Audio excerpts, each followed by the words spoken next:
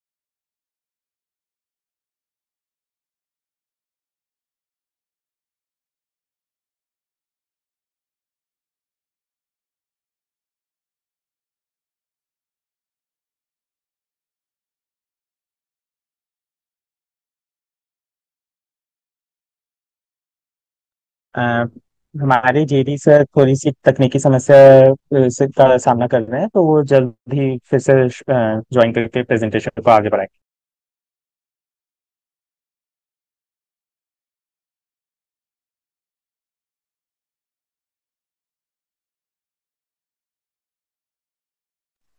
आनंद, आप कंटिन्यू कर लीजिए।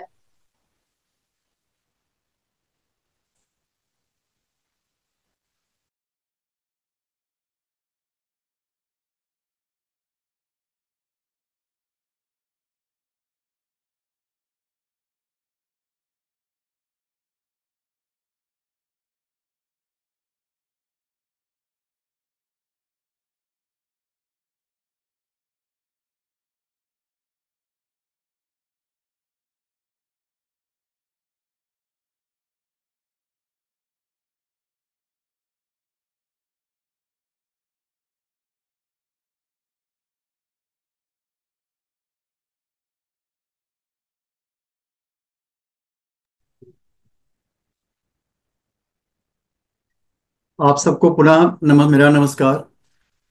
कुछ तकनीकी समस्याएं आई हैं जेडीएसईआरटी सर के यहाँ।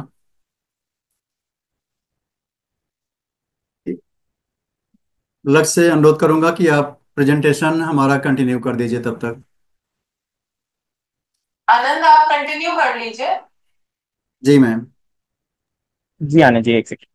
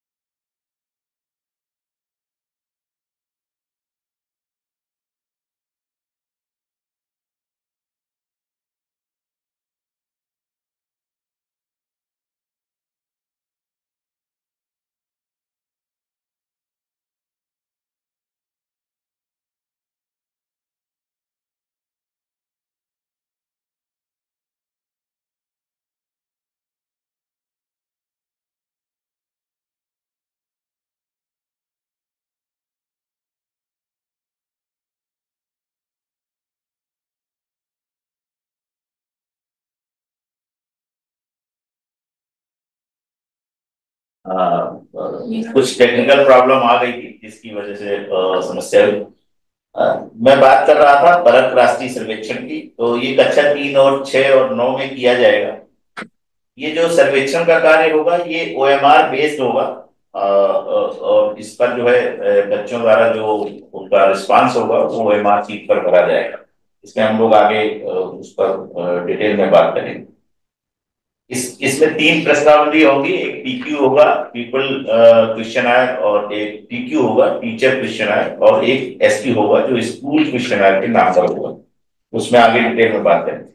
इसके पूरे विहंगम दृष्टिकोण में बताना चाहूंगा कि नेक्स्ट भारत में ये पूरे भारत में आयोजित किया जा रहा है। 782 जिले पूरे इंडिया में सिलेक्ट किए गए हैं, जिनमें से 88,000 से अधिक स्कूल होंगे और 23 लाख से अधिक बच्चे होंगे तथा 22 भाषाओं में ये आयोजित किया जाएगा। चूंकि हमारा स्टेट बहुत बड़ा है इसलिए जो भारत में टोटल 88,000 स्कूल्स में होगा और अकेले यूपी में 9,715 स्कूलों में 75 जनपदों में ये कार्य किया जाएगा सर्वे का। और इसमें लगभग 3 लाख बच्चे हमारे इन्वॉल्व होंगे। ये 4 भाषाओं में मुख्यतः होगा जो हमारे यहाँ कुछ भाषाएं हैं, अंग्रेजी, हिंदी और संस्कृत। इसमें एक चीज और कहनी है कि ये जो सर्वे का कार्य हो रहा है ये अकेले परिषदीय विद्यालयों में नहीं होगा। ये परिषदीय के साथ साथ जो है जो मान्यता प्राप्त विद्यालय है, चाहे वो एडेड हो अनएडेड हो, मदरसा हो सकते हैं, समाज कल्याण के विद्यालय हो सकते हैं, आईसीएसई बोर्ड के विद्यालय हो सकते हैं और सीबीएसई बोर्ड के विद्यालय हो सकते हैं। तो इस तरीके से समस्त विद्यालयों में आयोजित किया जाएगा। अभी विद्यालयों का चयन नहीं हुआ है। जैसे ही विद्यालय चयनित होकर आ जाएंगे भारत सरकार से, उसको हम तुरंत आप लोगों को जनपदों में सूचित करेंगे और आप लोगों को ये पता लग जाएगा कि जिले के किन किन विद्यालयों में असेसमेंट सर्वे का कार्य होना है। नेक्स्ट, इसमें ग्रेड 3, ग्रेड 6 और ग्रेड 9 में जो और नेक्स्ट 3 तरह के जो है टेस्ट फॉर्म डेवलप किए गए। कक्षा 3 में जो टेस्ट बुकलेट होगी वो 6 तरह की होगी। टेस्ट फॉर्म 31, 32, 33, 34, 35 और 36। और मुख्यतः इसमें भाषा होगी, गणित होगी और हमारे आसपास की दुनिया, द वर्ल्ड अराउंड अस। इसके 45 क्वेश्चन होंगे, 15-15 क्वेश्चन होंगे और इसमें जो समय मिलेगा वो 90 मिनट का होगा। इसी तरीके से ग्रेड 6 में भी टेस्ट फॉर्म जो हमारा है वो 6 प्रकार की होगी और इसमें भी वही विषय है, लैंग्वेज, मैथमेटिक्स और द वर्ल्ड अराउंड अस। इसमें 51 क्वेश्चन होंगे और ये भी 90 मिनट का होगा। जो कक्षा 9 के बच्चों के लिए होगा वो 8 प्रकार के टेस्ट फॉर्म है और इसमें लैंग्वेज, मैथमेटिक्स, सोशल साइंस और साइंस 4 भाषा के 20-20 क्वेश्चन होंगे। लेकिन इसमें से टोटल जो क्वेश्चन पेपर आएगा वो 60 क्वेश्चन का आएगा। तो उसमें ये डिपेंड करेगा कि जो सीबीएसई पेपर बनाएगा उसमें वो एक सब्जेक्ट को किसी को हटाकर बनाएगा। कहीं किसी बुकलेट में कोई एक सब्जेक्ट हटा होगा और किसी दूसरे बुकलेट में कोई दूसरा सब्जेक्ट हटा होगा, ऐसे करके। लेकिन उसमें भी 20-20 क्वेश्चन होंगे। नेक्स्ट, परख राष्ट्रीय सर्वेक्षण 2024 के मूल्यांकन का डिजाइन क्या है? अभी मैं बता रहा था कि कक्षा 3 में इसलिए है कि आधारभूत स्तर का अंत होगा। कक्षा 1, 2 और जो बाल वाटिका है उसको पढ़कर जो बच्चे आएंगे, इसलिए कक्षा 3 का रखा गया है। इसमें भाषा, गणित और हमारे आसपास की दुनिया होगी जो अभी मैं बात कर रहा हूँ। नेक्स्ट और नेक्स्ट, इस सर्वे के बारे में थोड़ा सा और आपको स्ट्रक्चर बता दूं। ये पूरे 36 राज्यों में भारत के हो रहा है और केंद्र शासित प्रदेशों में।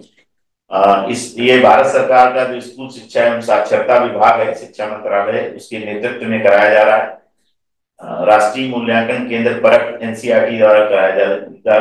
राज्य स्तरीय समन्वयक इसमें परख में हमारे राज्य परियोजना निदेशक इसके स्टेट कोऑर्डिनेटर हैं और साथ ही निदेशक एससीईआरटी इसके स्टेट कोऑर्डिनेटर परख में रहेंगे। डिस्ट्रिक्ट लेवल पर हम लोगों ने प्राचार्य डाइट को और district inspector of schools DIIs को इसमें जिला स्तरीय समन्वय बनाया है, डिस्ट्रिक्ट लेवल कोऑर्डिनेटर। इसके अलावा इसमें 2 असिस्टेंट डिस्ट्रिक्ट लेवल कोऑर्डिनेटर भी हम लोगों ने बनाए हैं, वो डाइट के दो प्रवक्ता हैं। मेन जो इसमें कार्य होगा फील्ड इन्वेस्टिगेटर का होगा। ये जो फील्ड इन्वेस्टिगेटर होंगे ये मुख्य रूप से सर्वे का कार्य कराएंगे, जो विद्यालयों में जाएंगे, बच्चों के रिस्पांस को नोट करेंगे, OMR डिस्ट्रीब्यूट करेंगे। ये पूरा फील्ड इन्वेस्टिगेटर का कार्य जो है सबसे ज्यादा महत्वपूर्ण होगा। और ये 9,715 स्कूल्स हैं, तो हमने प्रत्येक जिले में जो डायरेक्ट स्टूडेंट्स हैं उनको फील्ड इन्वेस्टिगेटर के रूप में चयनित किया है। और ये लगभग 9,715 है।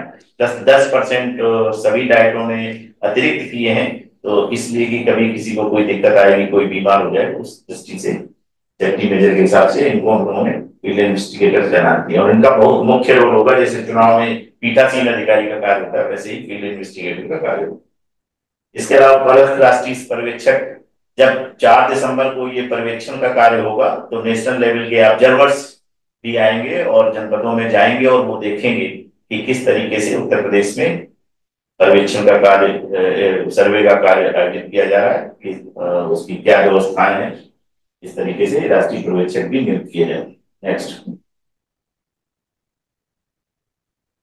जनपद स्तरीय समन्वय के बारे में मैंने अभी बता दिया है आपको कि सब जगह हम लोगों ने ये तैनात कर दिए हैं। फील्ड इन्वेस्टिगेटर भी तैनात हो गए हैं, आप सबको धीरे धीरे जानकारी हो जाएगी।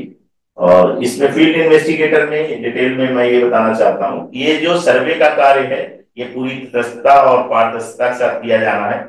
इसलिए इसमें जो भारत सरकार की गाइडलाइंस थी कि FI के रूप में पहले डायट के जो प्रशिक्षु हैं DLED के, उनको प्रियोरिटी के आधार पर फील्ड इन्वेस्टिगेटर के रूप में तैयार किया जाए, नामित किया जाए। तो उसमें हम लोगों ने इनको नामित भी कर दिया है। और ज्यादातर जगहों में जो 80-90% हमारे FI बने हैं वो डाइट के DLED के स्टूडेंट्स ही हैं। कहीं कहीं पे कुछ डाइटों में जो इन सर्विस ट्रेनिंग नहीं होती है, वहां पे कुछ टीचर्स को लगाया गया। टीचर को भी लगाया जा सकता है, बशर्ते कि वो टीचर ना हो जो जिस विद्यालय में सर्वे का कार्य हो रहा। तो उसमें भी जो निर्देश SCRT से दिए गए थे वो ये दिए गए थे कि एक ब्लॉक से दूसरे ब्लॉक में जो है शिक्षकों को भेजा जाए अगर किसी की ड्यूटी लगाते हैं तो। जनरली FI डाइट के स्टूडेंट्स को ही बनाया जाए। नेक्स्ट,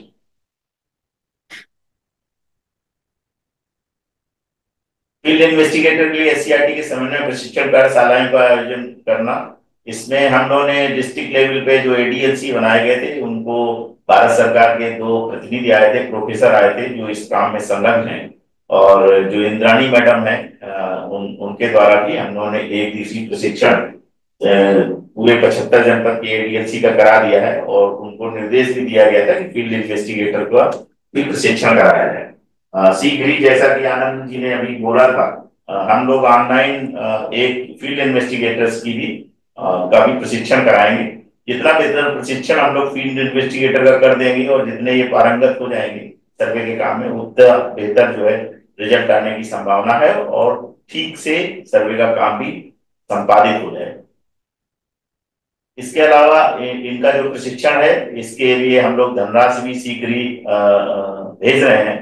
जो डायरेक्ट प्रिंसिपल भी जुड़े होंगे उनको बताना चाहूंगा कि आप लोग जो है इनके प्रशिक्षण की तैयारी प्रारंभ कर दीजिए। परियोजना से लगातार हम लोगों का संवाद चल रहा है, DG मैडम ने और SPD मैडम ने भी बोल रखा है। उसकी जो धनराशि है इनको 180 रुपए की गाइडलाइन से 180 रुपए के हिसाब से हम लोग इनके प्रशिक्षण का पैसा शीघ्र ही आपको भेज देंगे। तो आप लोग जो है प्रशिक्षण कराना प्रारंभ कर दीजिए। अगर कहीं भी किसी तरह की कठिनाई है, SCRT के हमारे कोऑर्डिनेटर्स हैं, हम लोग हैं, आनंद हैं, आप लोग संपर्क कर सकते हैं। लेकिन आप जो है फील्ड इन्वेस्टिगेटर का लगातार प्रशिक्षण करिए। 2 बार में करना है फील्ड इन्वेस्टिगेटर का। ये डिटेल में हम लेटर भेज देंगे कि फील्ड इन्वेस्टिगेटर का एक फर्स्ट फेज का प्रशिक्षण होना है और एक फिर जब 4 दिसंबर के थोड़ा पहले, 1 सप्ताह पहले करीब एक प्रशिक्षण का कार्यक्रम आयोजित होगा और उसकी धनराशि हम लोग शीघ्र ही डायरेक्टरों को भेजेंगे।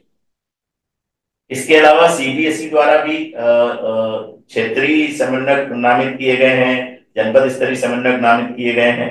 जो क्षेत्रीय समन्वयक हैं उनके साथ हम लोग संवाद यहाँ स्टेट लेवल पे कर रहे हैं। जनपद स्तरीय समन्वयक की भी सूची आ गई है हमारे पास और आज ही हम सारे डाइट प्रिंसिपल्स को भेज देंगे। आप लोगों से समन्वय स्थापित कर लीजिए। इसमें एक चीज और बताना चाहूंगा कि हर जिले में जितने एफआई होंगे और जितने विद्यालयों में सर्वे का कार्य कराया जाएगा उतने विद्यालयों के लिए सीबीएसई द्वारा जो उनके अध्यापक हैं उनको पर्यवेक्षकों के रूप में नामित किया जाएगा और उनका भी प्रशिक्षण वो कराएंगे। और उन्हीं की ये जिम्मेदारी होगी कि जो मटेरियल होगा असेसमेंट सर्वे से संबंधित जो भी मटेरियल होगा, चाहे वो बुकलेट हो चाहे वो एमआर शीट हो, ये पर्यवेक्षक ही अपने सीबीएसई का जो क्लस्टर होगा वहां से प्राप्त करेंगे और लेकर जाएंगे। एफआई की जिम्मेदारी ये होगी कि वो विद्यालय में ठीक से सर्वे का कार्य संपादित कराएंगे। तो मटेरियल लाने की जिम्मेदारी उनकी होगी, फिर कंडक्ट कराने की जिम्मेदारी एफआई की होगी और फिर वापस ले जाने की भी जिम्मेदारी सीबीएसई के पर्यवेक्षकों की होगी। इसमें मैं एक चीज ये कहना चाहूंगा कि जो एफआई है और जो पर्यवेक्षक हैं इनके समन्वय की बहुत आवश्यकता है। एक दूसरे को जानना चाहिए, एक दूसरे से संपर्क में रहना चाहिए, जिससे कि सर्वे के दिन ऐसा ना हो कि पर्यवेक्षक को यह ना पता हो कि एफआई कौन जा रहा है उस विद्यालय में और जो है एफआई को ना पता हो कि पर्यवेक्षक कौन जा रहा है, और कहीं पेपर के ले जाने में या मटेरियल के ले जाने में कोई कठिनाई ना हो, विलंब ना हो।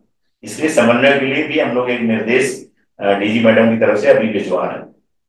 सर्वे से पूर्व एफआई द्वारा विद्यालय का भ्रमण सुनिश्चित करना जिससे सर्वेक्षण के दिन समय से विद्यालय पहुंचे। इसमें काफी अध्यापक जुड़े हुए हैं, तो मैं उनसे कहूंगा कि जो लोग सर्वे के लिए आएंगे, पहले से आएंगे एफआई वगैरह, उनको बोल रहे हैं हम लोग कि आप पहले विद्यालय पहुंचे, तो उनको ठीक से सहयोग प्रदान करें और ऐसा ऐसा कमरा वगैरह देख लें जहाँ पे अच्छे से प्रकाश की व्यवस्था हो, कोई CWSN का बच्चा हो उसके आने जाने की सुविधा हो, ये सब देख लें और उस हिसाब से विद्यालय में जो है एक ऐसा कक्ष चयनित कर लें जहां पर ये सर्वे का कार्य कंडक्ट कराया जाए, फर्नीचर वगैरह की व्यवस्था होनी चाहिए। इस पूरे सर्वेक्षण कार्य को निष्पक्ष और पारदर्शी ढंग से कराना है और एक सिंपल व्यू होना चाहिए कि ये सर्वे जो है इससे हमारी स्थिति का ज्ञान होगा। हमें पता लगेगा कि हमें कहाँ किस सब्जेक्ट में कौन सी प्रॉब्लम है, किस एरिया में क्या क्या प्रॉब्लम है, कहाँ पे हम बेहतर हैं मैथ्स में, कहाँ हम लैंग्वेज में बेहतर हैं, और उसके आधार पर आगे की रणनीति बनाने में हमको इसमें बहुत सहयोग मिलेगा इस डाटा से। तो इसको पूरे पारदर्शी तरीके से और बहुत सामान्य तरीके से दिया जाना चाहिए। ये कोई इस तरह की परीक्षा नहीं जिससे किसी का फायदा या नुकसान होने वाला। नेक्स्ट, आज जो लोग जुड़े हुए हैं उनके लिए कुछ बुलेट पॉइंट्स हम लोगों ने बनाए हैं जिन पर प्रधानाध्यापक और शिक्षक की क्या जिम्मेदारी है, उनकी क्या भूमिका रहेगी, ये बिंदु निर्धारित किए गए हैं। सबसे पहले तो ये है कि निर्धारित समय पर एवं दिशा निर्देशों के अनुरूप सर्वेक्षण कराना। उस दिन जब 4 दिसंबर को विद्यालय 9 बजे खुलेंगे तो हम लोग एफआई के लिए निर्देशित कर रहे हैं कि वो लगभग 8:45 बजे एफआई और ऑब्जर्वर जो है वो 8:45 बजे विद्यालय में पहुंच जाए। बेहतर होगा कि शिक्षक और प्रधानाध्यापक भी उस दिन थोड़ा समय से पहले पहुंचे और इसके अलावा असेंबली करा लें और बहुत सारे काम होंगे। सर्वेक्षण के दिन छात्रों एवं शिक्षकों की शत प्रतिशत उपस्थिति सुनिश्चित करना। सभी प्रधानाध्यापकों से, शिक्षकों से मेरा अनुरोध है कि ये जो सर्वे का कार्य है इसमें भारत सरकार ये अपेक्षा करता है कि सभी बच्चे प्रतिभाग करें। तो अगर आपके विद्यालय में कक्षा 3 या कक्षा 6 या कक्षा 9 के लिए चयन किया गया है कि वहां पे इन कक्षाओं में बच्चों का सर्वे का कार्य कराया जाएगा, तो आप सबसे अनुरोध ये है कि आप लोग प्रयास करिए कि उस दिन उस कक्षा के समस्त बच्चे उपस्थित हों और सर्वे के कार्य में प्रतिभाग जरूर करें, जिससे विद्यालय में बच्चों की उपस्थिति का भी अंदाजा होगा और आप सबका भी गौरव बढ़ेगा। तो मैं अनुरोध ये करूंगा कि आपका प्रयास अभी से ये प्रारंभ हो जाना चाहिए, क्योंकि जो अभी प्रैक्टिस क्लासेस आप लोग चला रहे हैं, वो एमआर शीट भर रहे हैं, उनकी प्रैक्टिस करा रहे हैं, तो सारे बच्चों की उपस्थिति अभी से सुनिश्चित की जाए। अगर कुछ बच्चे उसी दिन उपस्थित होंगे तो वो एमआर शीट का प्रैक्टिस नहीं कर पाएंगे और ऐसी गलतियां जो अवांछित होंगी वो करेंगे। इसलिए बेहतर है कि आप लोग इन कक्षाओं पर, जो आपके यहाँ का प्राथमिक विद्यालय तो कक्षा 3 कंपोजिट है, तो कक्षा 3 और 6 के विद्यालय बच्चे हैं उनको आप उपस्थिति सुनिश्चित कराएं और उनकी प्रैक्टिस कराएं। प्रैक्टिस में ही आपका ये पूरा ध्यान होना चाहिए कि 100% बच्चे जो नामांकित हैं उनको सबको उस दिन उपस्थिति सुनिश्चित कराई जाए अभी आप लोग शनिवार को ये कार्य करा रहे होंगे, तो इसको जरा सुनिश्चित किया जाए। और ये चूंकि प्रदेश का भी मामला है, तो इसमें हमें विशेष ध्यान आप लोगों का आपसे अनुरोध है कि अपेक्षित परीक्षा कक्ष में प्रकाश की बढ़िया व्यवस्था होनी चाहिए। ऐसा ना हो कि उस दिन जो है ऐसा कमरा चयन किया जाए जहाँ पे अंधेरा हो, और भारत सरकार के ऑब्जर्वर आएंगे और बाकी लोग भी आएंगे, डिस्ट्रिक्ट लेवल के भी बहुत सारे लोग आएंगे, तो वो अच्छा मैसेज ना जाए। इसलिए जो बेहतरीन प्रकाश की व्यवस्था हो, जहाँ पे ट्यूबलाइट हो, कमरा साफ सुथरा हो, बैठने की उचित व्यवस्था हो, फर्नीचर उपलब्ध हो, ऐसे कमरे में ही सर्वे का कार्य संपादित कराया जाए, ये आपसे अपेक्षा है। सर्वेक्षण से पूर्व छात्रों द्वारा प्रश्न पत्र ओएमआर शीट भरने का अभ्यास कराना, ये अभी हम लोग बात कर रहे थे, और आप लोग इसमें इस बार काफी काम भी कर रहे हैं। हायर स्तर पर इसकी समीक्षा की जा रही है, और ज्यादातर स्कूलों में इस तरीके से प्रैक्टिस कराई दे रही है ओएमआर शीट का भरने का। तो आप लोग इसको कराते रहिए, और पूरी 100% उपस्थिति के साथ कराएंगे तो अच्छे रिजल्ट भी प्राप्त होंगे।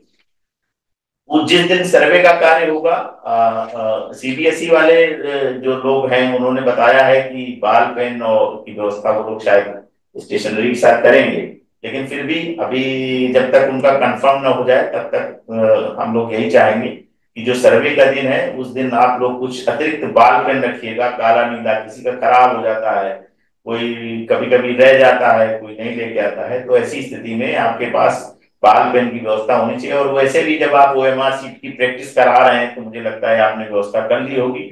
अगर कहीं नहीं है तो ये जरूर सुनिश्चित किया जाए कि 4 दिसंबर को सर्वे के दिन आपके पास कुछ अतिरिक्त बाल पेन जरूर होनी चाहिए।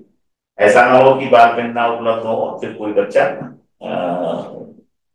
ओएमआर शीट पे अपना परफॉर्मेंस नोट न कर पाए।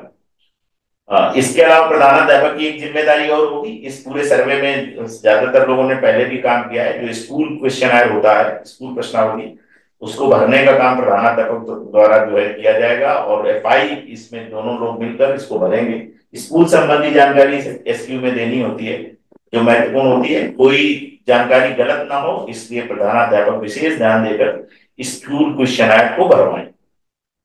इसके अलावा एक टीक्यू होता है, टीचर्स क्वेश्चन, जिसको शिक्षक प्रश्नावली कहते हैं। ये विषय से संबंधित अध्यापक द्वारा भरा जाएगा, जो उस विषय को पढ़ाता हो। अगर जैसे लैंग्वेज का है तो भाषा पढ़ाने वाले शिक्षक द्वारा भरा जाएगा, मैथ्स का है तो मैथ के टीचर द्वारा भरा जाएगा। इसमें भी एफआई को सहयोग प्रदान करना। फील्ड इन्वेस्टिगेटर सीबीएसई पर्यवेक्षक से समुचित सहयोग, इसकी बात हम लोग डिस्ट्रिक्ट लेवल पे डायरेक्ट प्रिंसिपल से भी कर रहे हैं। लगातार बैठकें की जा रही हैं डीजी मैडम द्वारा, एसपीडी मैडम द्वारा, और हम लोग भी बात करते हैं कि इसमें समन्वय जरूर स्थापित किया जाए। अगर एफआई और पर्यवेक्षक पहले से ही समन्वय बना के रखेंगे, संपर्क में रहेंगे, तो उस दिन जो समस्या आ सकती है वो बिल्कुल नहीं आएगी। सबको पता रहेगा कि समय से पहुंच रहे हैं, कहाँ पहुंचे, कहाँ नहीं पहुंचे, क्या कठिनाई है, किसी की गाड़ी तो नहीं खराब हो गई, जिससे हम एक माइंडसेट बना के रखते हैं और एक बड़े काम में सबके समन्वय और सहयोग की आवश्यकता हो। तो ये आप भी देख लीजिएगा कि आपके यहाँ भी पता लग जाएगा कि कौन एफआई आएगा, कौन पर्यवेक्षक आएगा। ये हम लोग प्रयास कर रहे हैं कि सारी जानकारी नीचे के स्तर तक भी हो, विद्यालय स्तर तक भी हो, जिससे आप लोगों को भी कोई कठिनाई ना हो। बार बार फिर कहा जा रहा है, सर्वेक्षण निष्पक्ष, पारदर्शी और सहज दृष्टिकोण से संपन्न कराना।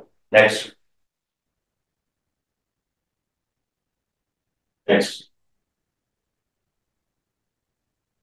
फील्ड इन्वेस्टिगेटर को, हालांकि ये आपसे बहुत संबंधित नहीं, लेकिन फील्ड इन्वेस्टिगेटर को हम लोगों ने निर्देश दे दिए हैं कि विद्यालय असेंबली से पहले पहुंचेंगे, यानी 8:45 पहुंच जाएंगे, 9 बजे स्कूल खुलेगा। इसके अलावा जब अचीवमेंट टेस्ट पैकेट प्राप्त होगा, जो ऑब्जर्वर लेके आएंगे, तो उसका एक बार वो देख लें कि उसका सील वगैरह बंद है कि नहीं। हालांकि कोई ऐसा बहुत इशू नहीं है, और कोई बहुत वैसा एग्जाम नहीं है, जस्ट ये सर्वे है, तो जनरली तो ये सील बंद मिलेगा और कोई कठिनाई भी नहीं आएगी। फिर भी एक बार ये एक जरूरी कार्य है, इसको देख लिया जाए। मूल्यांकन के दिन ही पैकेट खोला जाएगा। हालांकि जब ऑब्जर्वर उस दिन जाएगा तभी मिलेगा ही, तो जब मिलेगा ही उस दिन, तो उसी दिन ही खोला जाएगा। सील ड्यूटी हुई है तो उसका उल्लेख जिला समन्वयक को रिपोर्ट करेंगे और कंट्रोल शीट में भी कर देंगे। लेकिन सर्वेक्षण का कार्य किया जाएगा।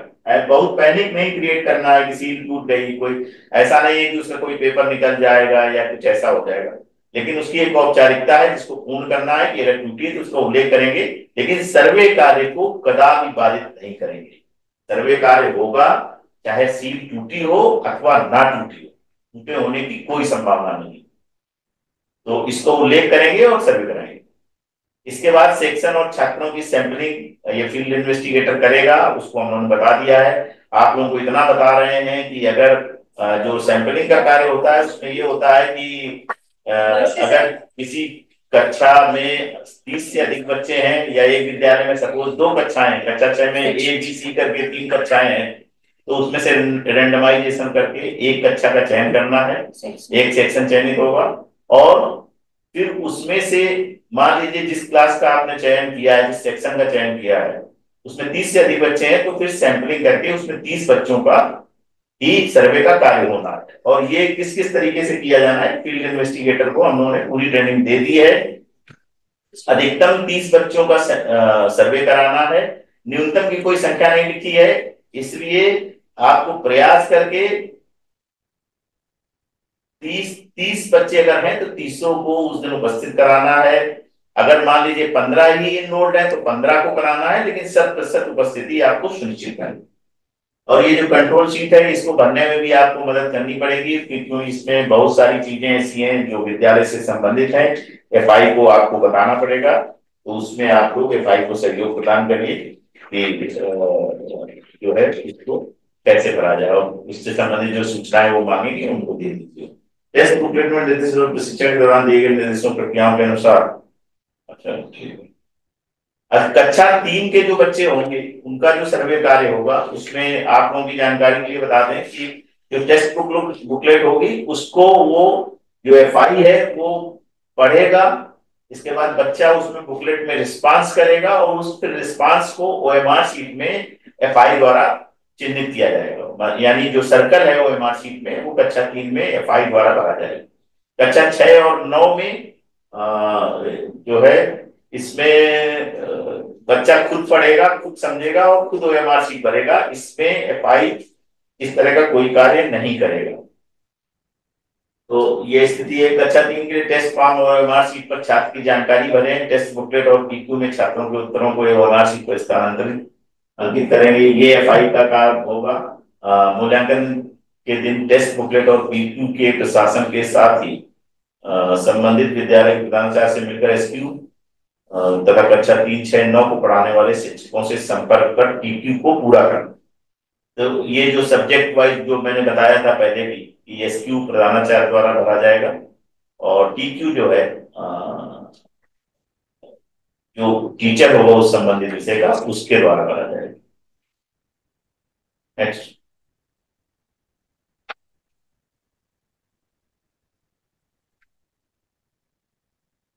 सर्वेक्षण के दिन जो है इसमें एक चीज और कहनी थी मेरे को, जो फील्ड इन्वेस्टिगेटर आपके यहाँ 8:45 पहुंचेंगे, और पिछले वर्षों में कक्षा 3 में एफआई 2 रहते थे और कक्षा 6 और 9 या 8 होता था उस समय, तो उस समय एफआई 1 रहता था। अब की बार कक्षा 3 में एफआई 1 ही रखा गया है, और कक्षा 3 में एफआई का रोल बहुत बड़ा है।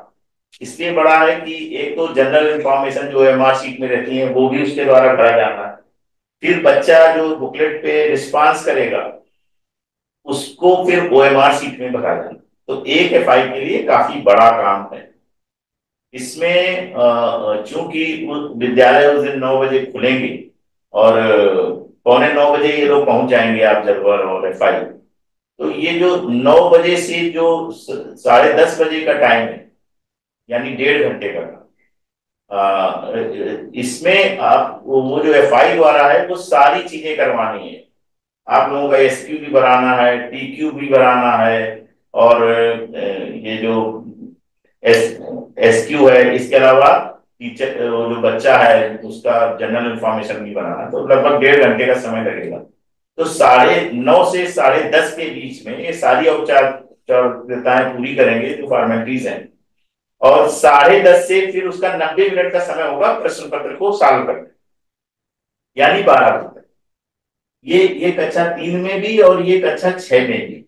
ये जो एफआई आएंगे इनको हम लोगों ने बोला है कि 10:30 से 12 बजे तक प्योरली 90 मिनट ये जो है बच्चों को देंगे, तो पहले का जो 1.5 घंटा है उसमें वो समस्त कार्रवाई पूर्ण कर लें, और उसमें जहां कहीं सहयोग की आवश्यकता हो उसको टीक्यू बनने में, एसक्यू बनने में, उसमें आप यथोचित उसकी मदद करेंगे। जो एग्जाम कंडक्ट करेगा, जो परफॉर्मेंस, जो रिस्पांस को नोट करेगा, उसमें शिक्षकों का कोई रोल नहीं होगा।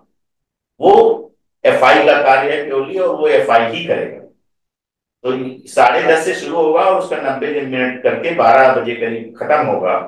और 12 बजे के बाद, फिर 12 बजे के बाद ही वो रिस्पांस को उसमें भरेगा कि सर्किल पूरे करेगा वेबमार शीट में। ये उसको हम लोगों ने बता रखा है और बता रहे हैं आप लोगों को, इसलिए बता रहे हैं कि वो जो 1.5 घंटे का समय है वो सिर्फ रिस्पांस देने के लिए, उसको कोई टच नहीं होना चाहिए। जो पहले की कार्रवाई होनी वो पहले के 1.5 घंटे में, यानी 9 बजे से 10:30 बजे तक करना है। 10:30 बजे से पेपर की शुरुआत होगी, 12 बजे करना है, 12 बजे तक पेपर रहेगा। फिर उसको जो ओएमआर शीट में रिस्पांस भरने हैं वो 12 बजे के बाद भरेगा। अच्छा, बच्चों का टाइम किसी भी दशा में पूर्ण नहीं करेगा, तो इस पर बहुत ध्यान रखना है। ओके। नेक्स्ट, यही क्लोज कर दीजिए। नेक्स्ट मूल्यांकन के दिन ये जो फील्ड इन्वेस्टिगेटर की बात हम कर रहे हैं, इसमें सारा वही डिजाइन किया हुआ है, और इसको वैसे ही करना, डिटेल में हम लोग चर्चा कर चुके हैं। फिर ये कौन कौन सी गतिविधि कैसे कैसे होगी, इस पर पूरी बात हम कर चुके हैं। इसमें शार्ट में लिखा हुआ है, ये सब की जानकारी में इसलिए ला रहे हैं कि इसको टिक करके आप आगे बढ़ सकते हैं। नेक्स्ट, उस दिन निरीक्षण वगैरह की भी व्यवस्था रहेगी। बीओ, बीएसए, एडी बेसिक सभी लोग निरीक्षण पे रहेंगे, प्राचार्य डाइट, और जनपद स्तर पर भी लगातार डीजी मैडम द्वारा कहा गया है कि आप लोग जो है इस पर निरीक्षण करेंगे, और उनके भी लोकल ऑब्जर्वर भी हो सकते, तो उन सब चीजों का भी इसमें उल्लेख किया गया। Next, thank you. फिर मैं कहूंगा परख एक बहुत महत्वपूर्ण कार्य है, और इसको बहुत अच्छे से संपादित करना है, जिससे पूरे प्रदेश का जो है एक क्या शिक्षा व्यवस्था है पूरा रिफ्लेक्ट होगा। और हमारे उच्चाधिकारी और हम सब लोग बहुत अपेक्षा रखते हैं आप सबसे कि इस कार्य में अच्छे से सहयोग करेंगे, और एक अच्छा रिस्पांस इस बार सर्वे में आएगा। ये उम्मीद के साथ आप सभी को बहुत बहुत धन्यवाद। आनंद जी को भी बहुत धन्यवाद।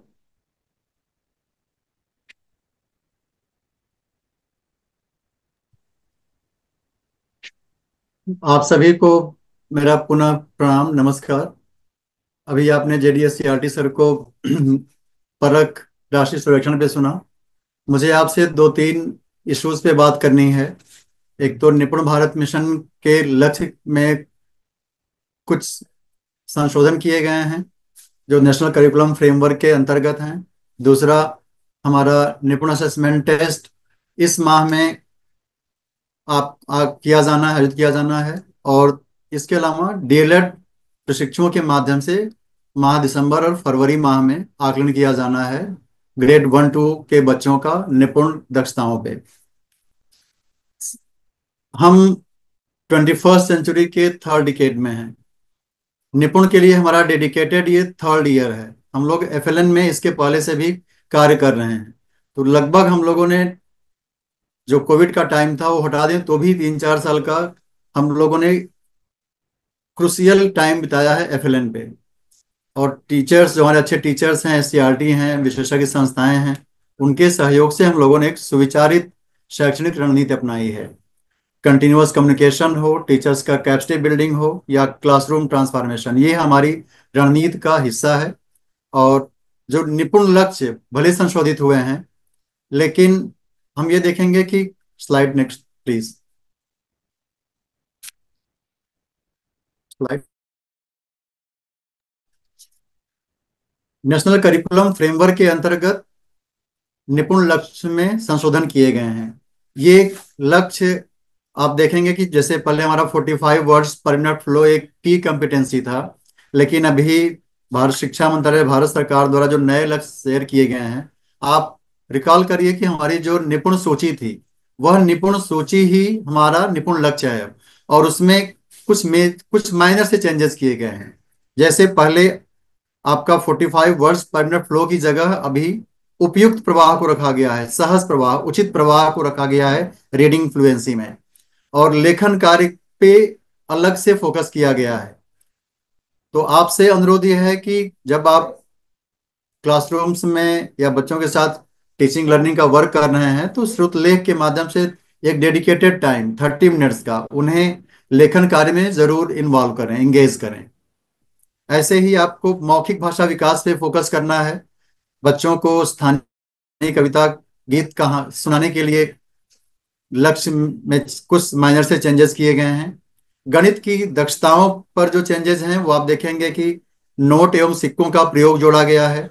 तो जो चेंजेस किए गए हैं आपके लक्ष्य में वो बहुत माइनर से हैं, लेकिन हमारी जो आपसे स्ट्रेटजी पहले शेयर की गई है आप उसे देखिए तो हमारी संदर्शिका एज इट इज है, वो 25 वीक का जो प्लान है वो उसे कवर करती है। हमारी कार्य पुस्तिका लेखन को फोकस करती है। किट्स जो उपलब्ध कराई गई हैं या प्रिंटेड सामग्री जो उपलब्ध कराई गई है तो वो इन दक्षताओं को पूर्व से ही समेकित करती है। और किट्स में आप देखेंगे जो एनसीईआरटी की किट्स सभी विद्यालयों में उपलब्ध कराई गई है उसमें मुद्रा, सिक्के पहले से ही उपलब्ध हैं। तो हमारा सेट, जो हमारी रणनीति है, जो हमारे टूल्स हैं, जो हमारा आपको पूरा पैकेज दिया गया है क्लासरूम टीचिंग के लिए, और हमारी जो टीचर्स ट्रेनिंग या संकुल संवर्धन की बैठकें हैं वो भी इसको सपोर्ट करती हैं। सिर्फ और सिर्फ उन पे फोकस नया हो गया है।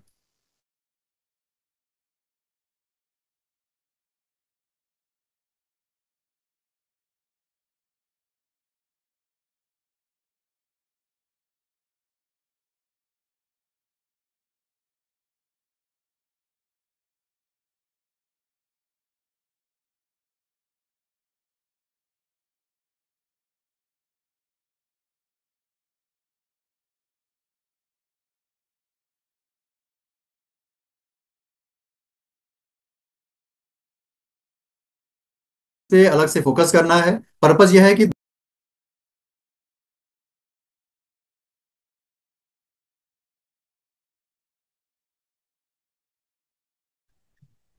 ये ऐड किया गया है।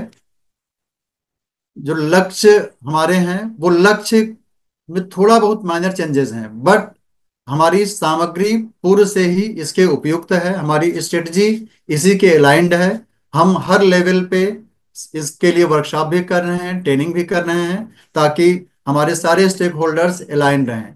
हम लोगों ने एआरपी के लिए अलग से ऑनलाइन वर्कशॉप रखी है आज की सारे शिक्षकों और सभी के लिए। हम लोगों ने ये सेशन रखा हुआ है। एसआरजीज के लिए अलग से सेशन रख रहे हैं। नेक्स्ट आइएगा प्लीज, नेक्स्ट स्लाइड प्लीज। हमारी शैक्षिक रणनीति का जो हिस्सा है आप देखेंगे कि संदर्शिका ही हमारा की टूल है, सबसे महत्वपूर्ण उपकरण है। और जो हमारी 25 वीक की रणनीति है वो अभी भी इसके अकॉर्डिंग है। आप इसको इम्प्लीमेंट करिए। हमारी जो टीचिंग लर्निंग मटेरियल्स आपको भेजे गए हैं, आपको किट्स उपलब्ध कराई गई हैं, प्रिंटेड सामग्री उपलब्ध कराई गई हैं, समय सारणी का आपने उत्पादन कर लिया, छात्र उपस्थिति अगर फोकस किया, हम कुछ भी कर लें। अगर अभी भी आप देखें तो हमारे दो नाइट मेयर्स हैं, एक लर्निंग आउटकम्स और दूसरा बच्चों की एवरेज उपस्थिति, और ये दोनों एक दूसरे से जुड़े हुए हैं। अगर बच्चों की औसत उपस्थिति हम इम्प्रूव करते हैं तो वो हमारा पढ़ाने का भी रिफ्लेक्शन है, और उपस्थिति इम्प्रूव होने से उनका लर्निंग आउटकम भी बेहतर होता है। और जो हमारी आपको कैपेसिटी बिल्ड करने का जो हमारी स्ट्रेटजी है डिपार्टमेंट की, 4 डेज ब्लॉक स्तरीय शिक्षक प्रशिक्षण हो या कंटिन्यूअस कम्युनिकेशन है स्ट्रेटजी का शिक्षक संकुल बैठकों के माध्यम से या फिर आपका सपोर्टिव सुपरविजन के माध्यम से, आपने कोई एक स्ट्रेटजी सीखी 4 डेज वर्कशॉप में, जरूरी नहीं कि आप तुरंत ही उसको उसी रूप में इंप्लीमेंट कर पाए। रियल फील्ड पे क्लासरूम्स में चैलेंजेस आते हैं, तो उन चैलेंजेस को कोर इश्यूज पे चर्चा करने के लिए, लर्निंग आउटकम्स के गैप से चर्चा करने के लिए शिक्षक संकुल बैठकों का सबसे अच्छा एजेंडा आधारित डिस्कशन करिए, वहां पे डिस्कस करिए। ये हमारे पूरे शैक्षणिक परिवेश का नींव कह लीजिए या प्रोफेशनल डेवलपमेंट में से बड़ा निवेश कह लीजिए। यहाँ पे आप गहन वैचारिक मूल्यांकन कर सकते हैं और चीजों को, हमारे बच्चों के लिए क्या जरूरत है, डेटा बेस्ड डिस्कशन करके, मॉनिटरिंग करके एग्जैक्ट सपोर्ट कर सकते हैं। लाइब्रेरी बुक्स आपको उपलब्ध कराई गई हैं। लाइब्रेरी बुक्स सिर्फ ऐसा नहीं है कि वो बच्चों को रीडिंग हैबिट्स ही दिलाएंगी, उनका वोकैबुलरी स्ट्रांग होगा, कोर नॉलेज बढ़ेगा, बच्चे पीयर लर्निंग कर सकते हैं कहानियां एक दूसरे से सुना करके। तो ये पूरा का पूरा जो पैकेज है डिपार्टमेंट का आप किया गया है, बार बार उस पर चर्चा की गई है। और हम लोगों ने देखा है कि ये इससे इम्पैक्ट आया है। पिछली बार 16,069 विद्यालय हमारे निपुण बने, फर्स्ट फेज में 4,000 प्लस बने थे। अभी ऐसे शिक्षक ऐसे विद्यालय उभर के आए हैं जहां पे हमारी सफलता निरंतर बढ़ती हुई दिख रही है। तो ये स्ट्रेटजी हम लोग उसमें भी देख रहे हैं जहां पे टीचर्स का इनपुट आता है। उन्होंने अभी भी वर्कशॉप की है कि क्या इसमें ऐड करना है, क्या डिलीट करना है, या किन बिंदुओं को स्ट्रीमलाइन करना है। वो डिपार्टमेंट कंटिन्यूअस इन बिंदुओं पे कार्य कर रहा है। Next slide please. इसके लिए हम लोगों ने कुछ टाइमलाइन के साथ टारगेट भी निर्धारित किया हुआ है। टारगेट ये है कि हमारा इस वर्ष हम लोग हमारे पास हमेशा नए बच्चे होते हैं। ग्रेड 1 की नई क्लास होती है और ग्रेड 2 के ग्रेड 1 के क्लास 2 में आएंगे, तो वो उनके लिए दक्षताएं डिफरेंट होंगी। और ग्रेड 1 के लिए प्योरली पहली बार स्कूल्स में आते हैं, तो एक अच्छा लर्निंग एंगेजिंग एनवायरनमेंट डिपार्टमेंट में दिया है, चाहे वो प्रिंटेड सामग्री हो चाहे किट्स हो, उसके माध्यम से आप कैसे बेहतर क्लासरूम्स बना सकते हैं। तो हर स्टेक होल्डर के लिए एक टारगेट निर्धारित किया गया है। जैसे एक एचएम के लिए अपना सिर्फ एक विद्यालय है, आप आकलन करिए कि उपस्थिति कैसे बढ़ाएं, आप बच्चों के साथ कैसे हम बेहतर संबंध रखें, आत्मीय संबंध रखें। और हमारा एंड ऑफ द ईयर जो गोल है निपुण बच्चे निपुण विद्यालय, वो कैसे हम प्राप्त करेंगे। तो अभी कहाँ है, हमें कहाँ जाना है, और 20 का जो रास्ता है उसके लिए हम कैसे अपने को सेल्फ असेस करें, उन गैप्स को असेस करें, जिससे कि हम स्ट्रक्चर्ड वे में आगे बढ़ सकें। इसके लिए हेड टीचर को अपने विद्यालय को निपुण बनाना है। डाइट मेंटर्स को और बीओज को लक्ष्य दिया गया है, बीओज को लीडिंग बाय एग्जाम्पल का दिया गया है कि अपने बीआरसी का विद्यालय निकटस्थ विद्यालय को वो निपुण विद्यालय बनाएंगे और एक डेमोन्स्ट्रेशन स्कूल के रूप में डेवलप करेंगे, जहां पे सबसे बेहतर टीचिंग लर्निंग चल रहा हो, हमारी संदर्शिका वहां पे अच्छे ढंग से इंप्लीमेंट हो रही हो, लेसन प्लान पढ़ाई हो रही हो, कैसे शिक्षक संकुल की बैठकें आदर्श रूप में हो सकती हैं। तो ये सारा आदर्श रूप में कैसे चलेगा ये दिखेगा हमें। इसलिए लीडिंग बाय एग्जाम्पल के लिए बीओस को अपना एक ब्लॉक चुनना, एक विद्यालय चुनने का टारगेट दिया गया है। ऐसे एक डायट मेंटर और सारे एआरपीएस को 10 स्कूल्स का टारगेट है। और हमारा जो आधार है वही है लास्ट ईयर जैसा कि 80% बच्चे अगर ग्रेड कॉम्पिटेंट हैं, निपुण हैं, तो वो निपुण विद्यालय, और एक ब्लॉक के 80% स्कूल्स निपुण हैं तो वो ग्रेड कॉम्पिटेंट होगा, वो निपुण ब्लॉक होगा। एसआरजीएस को अपना विद्यालय बनाना होगा, निपुण विद्यालय। Next please. आपके साथ गत वर्ष भी हम लोगों ने शेयर किया था स्ट्रेटजी के साथ ही कि आकलन करेंगे, एक थर्ड पार्टी इवैल्यूएशन होगा जो 1.5 बच्चों के माध्यम से होगा, जिससे कि हमें एक थर्ड आई मिल जाए कि हम एक्चुअल में कहाँ हैं। और हम लोगों ने ऐसे शिक्षकों को पूरे वहाँ के जितने हमारे टीचर्स थे, हेड टीचर्स थे, उनको सम्मानित किया है डिस्ट्रिक्ट लेवल पे, स्टेट लेवल पे रिकॉग्नाइज किया है, प्रशंसा किया है, सर्टिफिकेट दिया है। इस बार भी ये असेसमेंट हमारा होगा नई दक्षताओं पे होगा, जिसमें लेखन को भी सम्मिलित करेंगे, जिसमें गणित और सिक्कों को सम्मिलित करेंगे, पैटर्न को सम्मिलित करेंगे। इसको कैसे मेजरेबल बनाएंगे, टीचर्स के साथ हम लोगों ने वर्कशॉप की है, डिसाइड कर लिया है कि इन 5-6 बिंदुओं पे हम लोग कैसे बच्चों को असेस करेंगे। और सिर्फ उसी प्रक्रिया की भांति फर्स्ट फेज में सेल्फ नॉमिनेटेड स्कूल्स होंगे और सेकेंड फेज पे शेष विद्यालय, रेस्ट विद्यालय रह जाएंगे, उनका असेसमेंट होगा। ये आपसे अनुरोध करना है कि जो डिपार्टमेंट ने स्ट्रेटजी शेयर की है, जो टूल शेयर किए हैं, ये सच में सबसे बड़े एक्सलेटर हैं जो परिवर्तन लाने में सक्षम है। ये हम लोगों ने देखा है, एक्सपोनेंशियल ग्रोथ देखी है 4,000 से 16,000 की। और एक स्कूल पे पूरी टीम ने अगर बांट लिया तो एक टीचर के पास 20 बच्चों से अधिक नहीं आएंगे किसी भी विद्यालय में। जहां बहुत अच्छी संख्या है वो खुद रिफ्लेक्ट कर रहा है कि वहां पे टीचर्स ने कितना बड़ा निवेश किया है बच्चों के साथ आत्मीय संबंध बना के और पढ़ाई लिखाई का वातावरण सृजन करके। हम ये टारगेट अचीव कर सकते हैं, आराम से अचीव कर सकते हैं। सिर्फ जैसे 1% की स्ट्रेटजी मान लें कि हम अपने कार्य में 1% इंप्रूवमेंट डेली करेंगे, उससे आप देखेंगे कि सिग्निफिकेंट इंप्रूवमेंट दिखेगा। जैसे हमारे शिक्षक, हमारे मेंटर्स, हमारे अधिकारी सिर्फ निपुण के लिए 1 घंटा एक्स्ट्रा निकाल दें। अगर वीकली 1 घंटा एक्स्ट्रा निकालें, हमारे 6 लाख शिक्षक हैं, हम लोग एक बार कल्पना करिए कि 1.5 लाख घंटे से 2 लाख घंटे के आसपास हम लोग वीकली निकाल सकते हैं बच्चों के लिए। उसका जो समुच्चय होगा, जो रिजल्ट होगा, वो ट्रांसफार्मिंग होगा। और वो ट्रांसफॉर्मेशन दिखाने के लिए आपको अपने माइंडसेट में, अगर क्लासरूम ट्रांसफॉर्मेशन हम चाहते हैं तो सबसे पहले हमारा पर्सनल ट्रांसफॉर्मेशन होगा, वही हमारे विद्यालय में रिफ्लेक्ट होगा। और जो सफलता की कहानियां दिखी हैं, हम अपनी इसी स्ट्रेटजी से दिखा सकते हैं जो हमारे लास्ट ईयर के 16,169 विद्यालयों ने दिखाया है। अगर आपको लग रहा है कि आपने अगर ठान लिया कि हमें ये लक्ष्य पाना है, तो हम ये लक्ष्य हासिल कर सकते हैं। आपने एक कथन सुना होगा कि यदि आप कोई लक्ष्य देख सकते हैं तो यह आप प्राप्त कर सकते हैं, ऐसा आप हो सकते हैं। निपुण के लिए आप अपना बेस्ट दीजिए, इन बच्चों की मुस्कान के लिए बेस्ट दीजिए। थैंक यू, प्रणाम।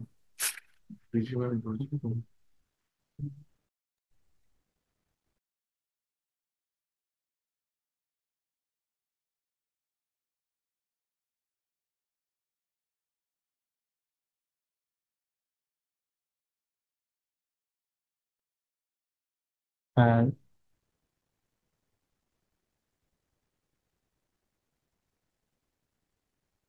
सभी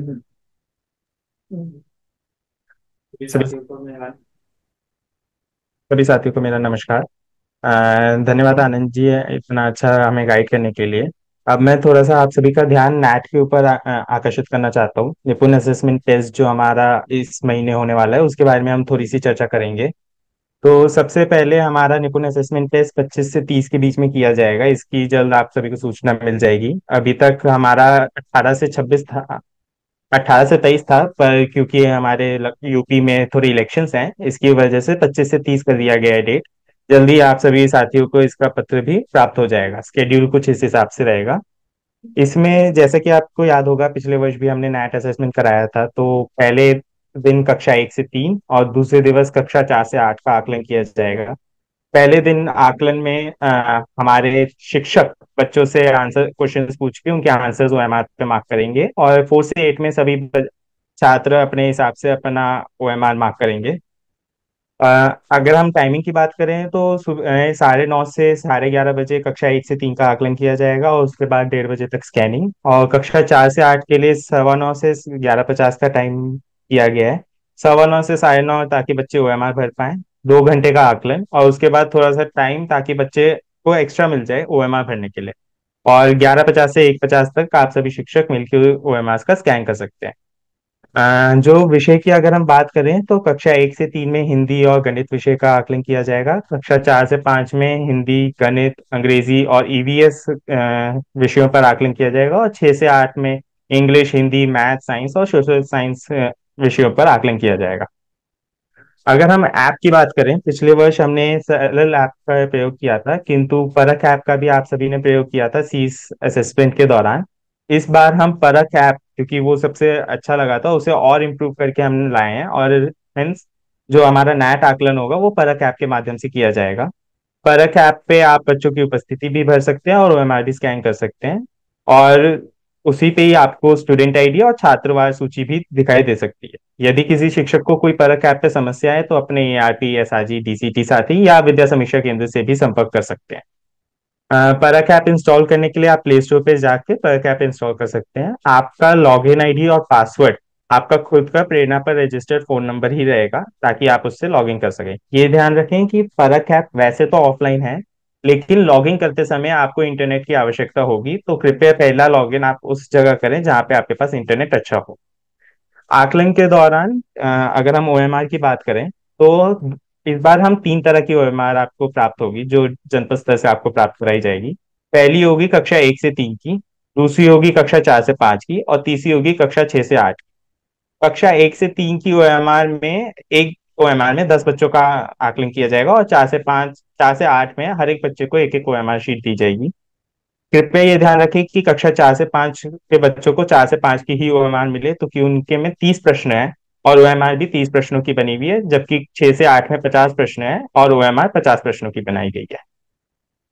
अगर हम ओएमआर भरने की बात करें तो आपको याद होगा कि ओएमआर भरते हुए कुछ चीजों का ध्यान रखना है। तो सबसे पहला है कि ओएमआर कृपया ब्लैक बॉल पॉइंट पेन से भरें ताकि स्कैनिंग अच्छे से हो। कक्षा 1 से 3 की ओएमआर शिक्षकों द्वारा ही भरी जाए, ताकि अगर बच्चे कोई शिक्षक ही बेटर भर पाएंगे। स्टूडेंट आईडी आप सभी को प्रेरणा परख ऐप से मिल जाएगी, कृपया उसके माध्यम से ओएमआर भरें। और आकलन समाप्त होने के जल्द से जल्द ओएमआर स्कैन करके अपलोड करें, ताकि समय उसका चेकिंग कर पाए और रिजल्ट भी हम साझा कर पाए। 4 से 5 के लिए भी सिमिलर चीजें ये हैं कि ब्लैक बॉल पॉइंट पेन से बच्चे ओएमआर भरें। बच्चों को स्टूडेंट आईडी शिक्षक ही प्रदान करें, शिक्षक बच्चों को स्टूडेंट आईडी के हिसाब से ही बिठाएं भी। और 2 घंटे का समय दिया जाए प्रश्नों को हल करने के लिए बच्चों को, और उसके बाद ओएमआर शीट स्कैन की जाए। इसी तरह से 6 से 8 के लिए भी कृपया मैं वापस से दोहराना चाहूंगा, ये ध्यान रखें कि 6 से 8 वाले बच्चों को उन्हीं की ओएमआर और 4 से 5 कक्षा के बच्चों को उन्हीं की ओएमआर मिले, ताकि क्वेश्चन नंबर की जो चेंजेस हैं वो उन्हें ठीक से दिखाई दे पाए। छात्रों, आकलन के दिन हमें छात्रों की उपस्थिति भी लेनी है, वो भी परख ऐप के माध्यम से ली जा सकती है। तो परख ऐप जब आप लॉगिन करेंगे उसमें आप कक्षा का कार्ड चूज कीजिए। 3 कार्ड दिखेंगे, तो कि हमने 3 तरह की ओएमआर बनाई है। सही कार्ड चूज करके कक्षा का चयन करके आप उनकी छात्रों की उपस्थिति ले सकते हैं। यहीं उपस्थिति पे अगर आप देखें, यहीं पे आपको 9 डिजिट का आपका स्टूडेंट आईडी भी दिख जाएगा। ओएमआर शीट जब भरें तो कुछ बिंदुओं का ध्यान रखें कि ओएमआर शीट को कोई नुकसान ना पहुंचाया जाए, उसमें कोई छेद ना किया जाए। जो ओएमआर शीट के चारों कोनों पे काले गोले बने हुए हैं, उनके बाहर कुछ ना लिखा जाए। स्टूडेंट आईडी बहुत ध्यानपूर्वक भरी जाए, ब्लैक बॉल पॉइंट पेन से ही भरा जाए। और कक्षा 1 से 3 की ओएमआर शीट शिक्षक भरे और 4 से 8 की ओएमआर शीट छात्रों द्वारा ही भरी जाए। अगर हम सरल ऐप पे स्कैनिंग का एक बहुत ब्रीफली बताता हूँ, इसकी एक वीडियो भी यूट्यूब पे अपलोड कर दी गई है, जल्द ही आप सभी के साथ वो भी साझा की जाएगी। स्कैन करने के लिए जब आप कक्षा का चयन करके अटेंडेंस सबमिट करेंगे तो 3 कार्ड दिखेंगे। स्कैन कार्ड का चयन करके आप ओएमआर शीट स्कैन कर सकते हैं। ये ध्यान रखिएगा कि स्क्रीन पे जो आपका लेफ्ट और राइट दिख रहा है वही ओएमआर शीट के लेफ्ट और राइट से समान हो, मतलब जैसे लेफ्ट जहां लेफ्ट है वहीं पे ओएमआर शीट का लेफ्ट हो, ताकि स्कैनिंग बहुत अच्छे से हो पाए और आपको ज्यादा मैनुअली करेक्शंस करने की ना पड़े। ओएमआर शीट के ठीक ऊपर थोड़ी सी हाइट पे फोन को रख के स्कैन किया जाए, और ओएमआर शीट के चारों गोले ना ढके हों, इसका भी ध्यान रखें। शीट स्कैन होने के बाद एक बार कृपया चेक कर लें कि ओएमआर शीट से मिला के कि सही स्टूडेंट आईडी और सही उत्तर आए हैं। आप चाहें तो शीट आइकन का क्लिक करके ये ऐसे ओएमआर शीट की फोटो भी देख सकते हैं, जिसके माध्यम से आप देख सकते हैं कि क्या सही से स्कैन हुआ है या नहीं हुआ है। और जब आपको लगे कि सब सही से स्कैन हुआ है तो सेव बटन प्रेस करके आप सेव कर सकते हैं। यहाँ तक आप ऐप ऑफलाइन तरीके से यूज कर सकते हैं, सारी सेविंग सब कुछ ऑफलाइन हो सकती है। किंतु यदि आपको वो स्कैन डेटा को सबमिट करना है, सिंक कराना है, हमें परियोजना को भेजना है, उसके लिए आपको इंटरनेट की आवश्यकता होगी।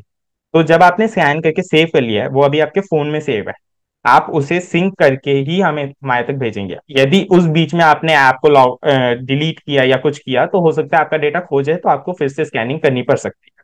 तो कृपया ध्यान दें कि जब आप 5-10 ओएमआर शीट स्कैन कर लें, तुरंत उसी समय सिंक कर लें, ताकि आपको बहुत ज्यादा कार्य पुनः से ना करना पड़े अगर कोई तकनीकी समस्या आती है। सिंक करने के लिए या सबमिट करने के लिए डेटा स्कैन रिपोर्ट पे क्लिक करके सिंक आइकन से आप कर सकते हैं। यदि आपको लगता है कि आपको डेटा चेंज करना है तो डिलीट डेटा कर लीजिए, या अगर आपको डेटा देखना है कि क्या स्कैन हुआ है तो व्यू शीट पे क्लिक करके आप स्कैन कर देख सकते हैं। एक बार सिंक हो गया डेटा, तो आप समरी शीट पे जाके ये देख सकते हैं कितने बच्चों का डेटा सिंक हुआ है और कितने बच्चों का स्कैन हुआ है। समरी शीट पे जो ऊपर संख्या दिख रही है, तो टोटल स्टूडेंट्स आपके विद्यालय में कितने छात्र हैं किस कक्षा में, उसके बाद कितने आए थे, फिर स्कैन में आपको दिखेगा कितने छात्रों का डेटा आपके डिवाइस पे सेव हुआ है। और सिंक का चयन करके आप सिंक में आप देख सकते हैं कितने छात्रों का डेटा आपने परियोजना के साथ साझा कर लिया है और वो अब सेव हो गया है फाइनली। और वही सूचना आप स्टूडेंट वार उसके नीचे देख सकते हैं। परक ऐप में के कुछ इंपॉर्टेंट बिंदु ये हैं कि पहले तो लॉगिन और सिंकिंग के लिए आपको इंटरनेट की आवश्यकता होगी। लॉगिन आईडी आपका फोन नंबर है, वही आपका पासवर्ड भी है। ये ध्यान रखें कि जिस कक्षा का आकलन किया है उसी कक्षा का चयन करके ओएमआर स्कैन कर रहे हैं आप, क्योंकि यदि आपने कक्षा 4 से 8 में कक्षा 4 से 8 4 से 5 का स्कैन करते हुए 6 से 8 की ओएमआर का प्रयोग किया तो वो स्कैन सही से नहीं हो, तो आपको मैनुअली ही करना पड़ेगा। ओएमआर शीट स्कैन होने के बाद देख लें कि डेटा सही से सेव हुआ है, सिंक हुआ है। यदि कोई त्रुटि है तो आप उसे मैनुअली भी चेंज कर सकते हैं। और सबमिट के बाद, उस फोन में सेव करने के बाद जरूर सिंक करके हमारे परियोजना तक सबमिट भेजना डेटा को सुनिश्चित करें। कुछ डूज एंड डोंट्स बहुत जल्दी से हम चलेंगे इस पे, तो भी आप सभी इसके बारे में जानते भी हैं। केवल ब्लैक बॉल पॉइंट पेन से ही ओएमआर शीट भरें। ओएमआर शीट भरते समय और स्कैनिंग करते समय किसी स्थिर प्लेटफॉर्म पे रखें, और कोशिश करें कि प्लेटफॉर्म का रंग जितना हल्का सा हल्का हो सके, सफेद या किसी हल्के रंग वाले टेबल पर ही रखें। स्कैन ओएमआर शीट भरते समय पूरे गोले भरें, आधे गोले या कोई और निशान ना बनाएं। मान केवल मानकीकृत संख्याओं का ही प्रयोग करें। ये मेनली कक्षा 1 से 3, जब हम स्टूडेंट आईडी भरेंगे किसी भी कक्षा में तब का है, तो मानकीकृत संख्याओं का ही उपयोग किया जाए। ओएमआर शीट को नुकसान ना किया जाए या उसमें छेद ना किए जाएं। ओएमआर शीट के ऊपर फोन रखा जाए थोड़ी सी दूरी पे, ना कि कहीं साइड में रख के स्कैन किया जाए। ओएमआर शीट के चारों गोले ना ढके हुए हों, कोई भी गोला ना ढका हो, जो ऊपर के 4 काले गोले हैं। मल्टीपल ओएमआर शीट अगर होगी तो आपका ठीक से स्कैन नहीं होगा, आपको बार बार मैनुअल करना पड़ेगा। तो कोशिश कीजिए एक समय पे एक ही ओएमआर शीट स्कैन की जाए। अ, अच्छी रोशनी वाले कमरे में स्कैन की जाए और ठीक से फोकस हो ओएमआर शीट पे कैमरे का।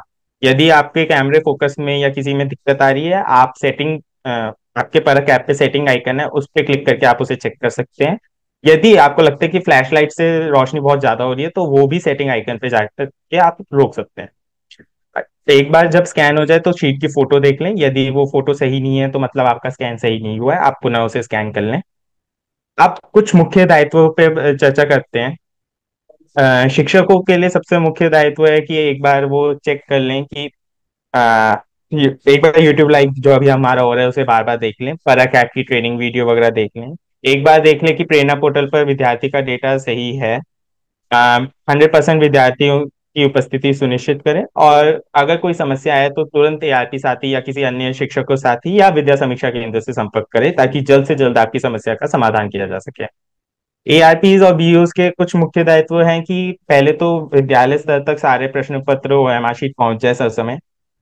सभी शिक्षक वो ट्रेनिंग वीडियो देखें, परख ऐप की ट्रेनिंग वीडियो देखें, ये नैट की यूट्यूब लाइव वीडियो देखें। अपने ब्लॉक में विद्यालय आकलन वाले दिन भ्रमण करें कि विद्यालयों में कैसा आकलन जा रहा है, कोई समस्या आ रही है तो उसे सुलझाएं। बीएसए डीसीटी एसआरजी के दायित्व में है कि वो ओएमआर शीट और प्रश्न पत्र का सही निर्देशित गुणवत्ता के अनुसार प्रिंटिंग कराएं और उन्हें समय विद्यालयों तक उपस्थित करवाएं।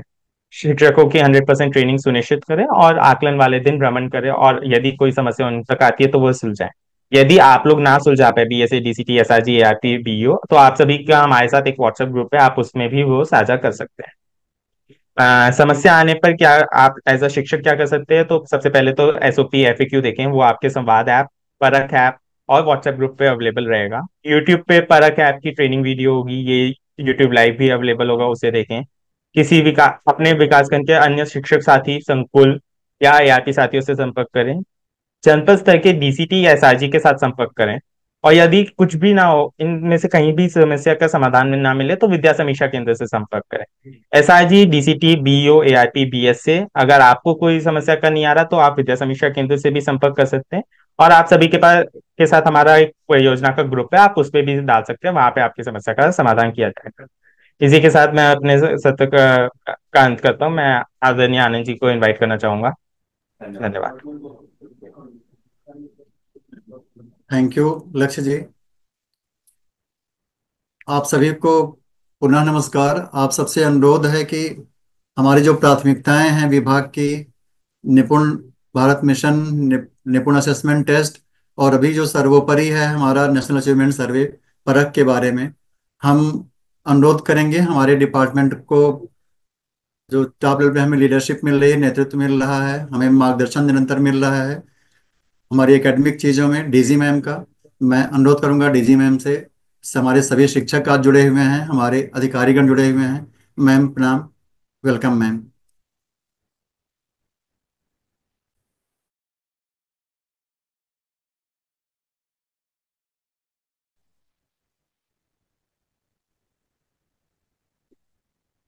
आज इस यूट्यूब सेशन पे जो सारे टीचर्स हमारे ऑफिसर्स जुड़े हुए हैं, बीएसए बीओस एआरपीस, आप सभी का स्वागत है। अभी आप लोगों ने डिटेल में सभी से सुना कि अगले 2 माह जो है हम लोग के लिए बहुत क्रूशियल हैं और बहुत सारे इम्पोर्टेंट इवेंट्स हैं जिसमें एक तरह से हम लोगों को अपना असेसमेंट होएगा कि एज अ स्टेट, और जो हम लोग डिस्ट्रिक्ट पे, आप लोग स्कूल्स पे, यहाँ पे स्टेट पे जो मेहनत हो रही है आउटकम इम्प्रूव करने के लिए, लर्निंग आउटकम्स, उसका एक्चुअली क्या रिजल्ट आ रहा है। पिछले 3 साल से 4 साल से मैं कहूंगी कि आप लोगों ने बहुत मेहनत की है, बहुत ट्रेनिंग्स हुई हैं। आप लोगों को ट्रेनिंग के जरिए किस तरह से पढ़ाना है, किस तरह से क्लासेस इंटरेस्टिंग बनानी है ना, और कैसे बच्चों का इन्वॉल्व करना है, ये सभी आप लोगों ने ट्रेनिंग के थ्रू सीखा। बहुत सारे टीचर्स ऑब्वियसली बहुत पहले से बहुत मेहनत कर रहे हैं। अब इसको हम लोगों ने पिछले 2-3 सालों की जो आपकी मेहनत है, एआरपीज ने बहुत मेहनत की, एसआरजीज ने, बीओज ने, बीएसएज ने, और आई एम श्योर हम लोगों का जो आउटकम लेवल होगा या लर्निंग लेवल होगा डेफिनेटली बेटर हुआ होगा पिछले 2-3 साल में। जो लास्ट हम लोग का जो इसमें 3 पॉइंट्स यहाँ पे मेंशन किए गए हैं, जो अलग अलग आप लोगों को डिटेल में बताया गया है। पहला नैस है। तो पहला नैस, जो लास्ट नैस का एग्जाम हुआ था वो 2021 में हुआ था ना। तो उसके बाद आज हम 2024 में कर रहे हैं। हम डेफिनेटली श्योर कि हम लोगों ने आप लोगों ने इतने 2-3 साल में जो मेहनत की है, निपुण को लेके क्लास 1-2 पे जो इतना जोर दिया है, अदरवाइज भी जो टीचर गाइड्स जा रही हैं यहाँ से, दीक्षा के प्लेटफॉर्म से, टीएलएम के माध्यम से जो बच्चों को इन्वॉल्व किया है, तो क्लास 3, 6, 9 में जो नैस का एग्जाम होगा, आई एम श्योर हम लोग पिछले बार से डेफिनेटली बेटर परफॉर्म करेंगे। जैसा कि पवन जी ने बताया कि आप लोगों को अब जो करना है, इसमें मेन चीज ये है कि हम लोग जो प्रैक्टिस सेशंस कर रहे हैं सैटरडे को, उसको थोड़ा और मन से करें। और इसमें जो मेन चीज मैं बोलना चाहूंगी कि हमें कोई चीटिंग करना या अपने स्कूल को बेहतर दिखाना या गेम करने का नहीं जरूरत है ना। ये it is out in the open है ना। मतलब स्कूल अच्छा होगा तो वहां पे बच्चे आ रहे होंगे, है ना, स्कूल की स्ट्रेंथ अच्छी होएगी, वो तो वैसे भी पता लग जाता है कि स्कूल कौन कैसा परफॉर्म कर रहा है ना। And NAS is an independent exam. अभी हम रिजल्ट्स अपने गलत दिखाएं या वो करें, उससे कोई फायदा नहीं होगा, क्योंकि जब नैस का जिस दिन एग्जाम होगा वो एक इंडिपेंडेंट इन्विजिलेटर भी होगा, इंडिपेंडेंट आपके एफआईज आएंगे, वो करेंगे। तो हमें तो जेन्युइनली देखना है कि हमारे बच्चे कहाँ स्टैंड कर रहे हैं। अभी भी हमारे पास 2-3 हफ्ते हैं।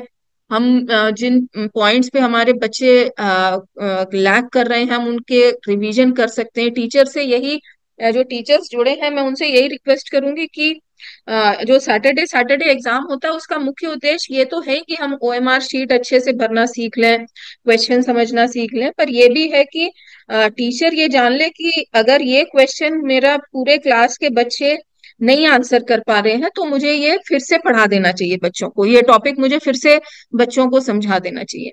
तो मेन चीज ये है कि आप सैटरडे को टेस्ट लो, आप देखो आपके बच्चे किन किन चीजों में नहीं समझ पा रहे हैं, या क्या पूरी क्लास जो है अगर किसी चीज में लैग कर रही है, या कोई बच्चा भी किसी चीज में लैग कर रहा है, 10 भी बच्चे अगर 40 में से या 30 में से कोई क्वेश्चन गलत कर रहे हैं, तो उसको कैसे हम लोग कैसे एड्रेस करेंगे। तो उसी को लेके आप लोगों को फिर ये करना है कि नेक्स्ट वीक जो है, जैसे सैटरडे को एग्जाम किया आपने, असेस कर लिया, मंडे को फिर आपको मंडे ट्यूसडे में लग के उस चीज का रिवीजन भी कराना है जिस चीज में आपने देखा टेस्ट लेके कि बच्चा हमारे बच्चों ने अच्छा परफॉर्म नहीं किया है। हो सकता है उनको वो कॉन्सेप्ट नहीं क्लियर हो, उसको फिर से हमें उनको कॉन्सेप्ट क्लियर करना चाहिए। हो सकता है प्रश्न समझने में कुछ दिक्कत हो रही है, तो बच्चों को एक्सप्लेन किया जाए कि प्रश्न पढ़ के उसका क्या अर्थ निकालना है ना। सो ये सारे पॉइंट्स हैं। बाकी पवन जी ने बताया ही कि क्लास 3 का तो बच्चे को आप एक्सप्लेन अच्छे से कर दें, उसका ओएमआर शीट भी आप भरेंगे, है ना। सो क्लास 3 के लिए को खुद ओएमआर शीट भरने की जरूरत नहीं होगी। तो वो भी आप देख लें कि कैसे आप अपना वो करेंगे, स्टूडेंट प्रोफाइल है, स्कूल का प्रोफाइल है, ये सारे चीजों का दैट 1 डे 4 दिसंबर को जब होगा तो हम लोग सब रेडी रहे। तो जो जो आप लोगों को पीपीटी भी और पहले भी गाइडलाइंस गई है, उनको दोबारा पढ़ लें।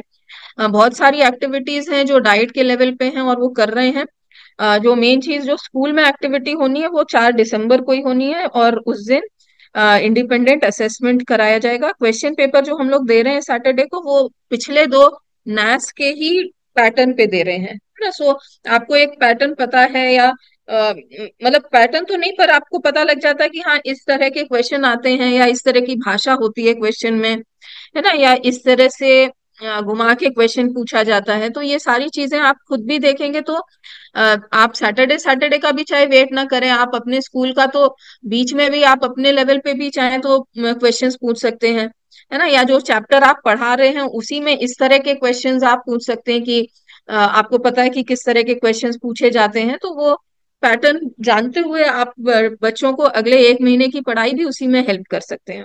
तो एक पार्ट ये नैस का था। सेकेंड पार्ट नैट का है, जो पिछले साल भी हुआ था। अगेन ये ओएमआर शीट्स पे होएगा, और इसमें भी लर्निंग आउटकम्स का हम लोगों को असेसमेंट करना है। डेट्स थोड़ी सी चेंज कर दी गई है, वो चिट्ठी अभी साइन हो गई है, आप लोगों को नेक्स्ट रिवाइज डेट मिल जाएगी बिकॉज ऑफ इलेक्शंस, जो पहले 20 को 13 को हो रहे थे, तो हम लोगों ने प्लान किया था, अब इसको शिफ्ट कर दे रहे हैं, लास्ट वीक ऑफ नवंबर तक जाएगा। इस ये चूंकि आप लोग पिछले बार भी किए हैं, करते रहे हैं, तो आप लोगों को अच्छा आइडिया है कि कैसे होना है। और इसमें आनंद जी ने आपको डिटेल में बताया भी कि क्या करना है, कैसे होना है।